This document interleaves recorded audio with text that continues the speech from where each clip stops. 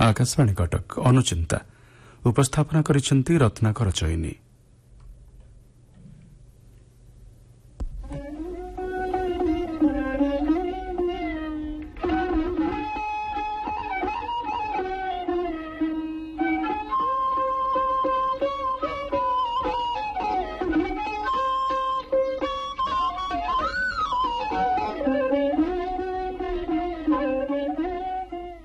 कार्तिक मासर शेष पर्व दिन कार्तिक पूर्णिमा।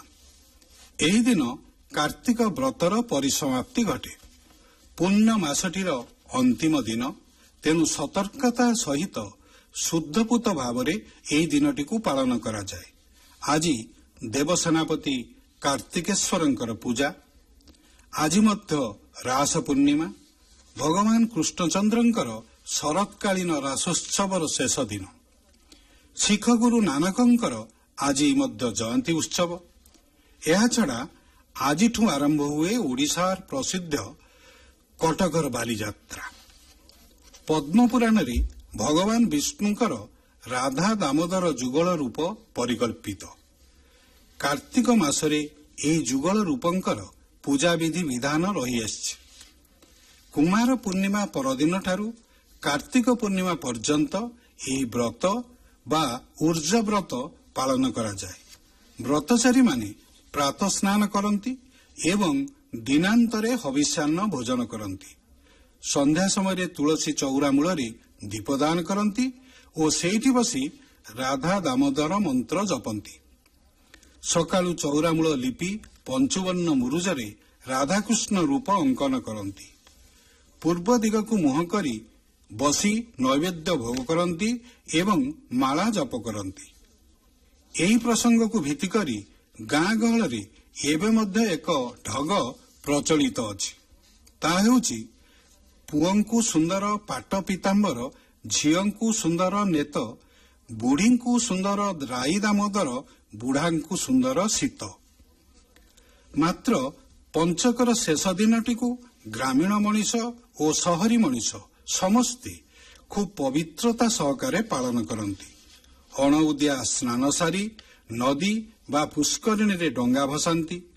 सोल और कदली बासुंगारे निर्मित डंगा को भसाइला बेले प्राचीन उत्कलर समृद्ध नौवाणिज्य परंपरा को स्मरण करी गाई उठंती आ का मा बई पानगुआ खाई, पानगुआ जाक तोर, मासक धर्म मोर। एही सांकेतिक गीत से कालरे वाणिज्य दक्ष ओडिया साधव मानकर माँ भौणी भार्या गाउथिले किना ठीक जना नाही। तेबे बोईत बंधन बेले एही आध्यात्मिक आवेग निश्चय थिला। आषाढ़ परवर्ती वर्षा काल परे कार्तिक ठारू बैशाख पर्यंत बोईतरे वाणिज्य करिवार उपयुक्त काल। कार्तिक मास सारा धर्म अर्जन करिथिबा साधवाणी पुण्य विनिमय रे पुओ भाई और स्वामीर मंगल मनास करे। धन संपत तक तोर हेउ, धर्मर पसरा मोर हेई रहु, भलरे भलरे तुमे बाहुरी आस। आजिर बोईत बंदाण उत्सव अतीतर समृद्ध नौवाणिज्य पर्वर सांस्कृतिक और आध्यात्मिक भावनार स्मरणीय पृष्ठा। या सहित बालीजात्रा अन्य एक पृष्ठा जोड़ी दिए। हुए तो यही दिन ठारू साधव माने बाली, जाभा और सुमात्रा आदि द्वीपपुंज को यात्रा करुथिबारु यह संक्षेपरे बालीजात्रा नाम परिचित होईछि।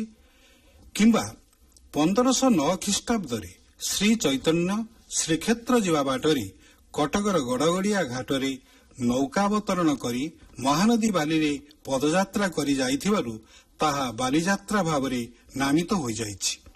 से जा हेउ पूर्णमास कार्तिकर अंतिम तिथि बालीजात्रा उत्कलीय सांस्कृतिक परंपरार एक पावन उत्सव। यह आम जातीय जीवन गौरवमय अध्याय को दृष्टि सम्मुखें खोली रखिदिए एवं मने पकई दिए वर्ष नाम भारत श्रेष्ठ, देश नाम उत्कलम श्रुत, उत्कलस्य समदेशो देश नास्ति महितले।